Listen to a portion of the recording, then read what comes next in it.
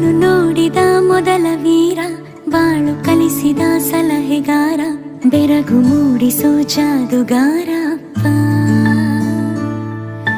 ಹಗಲು ಬೆವರಿನ ಕೂಲಿಕಾರ, ರಾತ್ರಿ ಮನೆಯಲ್ಲಿ ಚೌಕಿದಾರ, ಎಲ್ಲ ಕೊಡಿಸುವ ಸಾಹುಕಾರ ಅಪ್ಪ.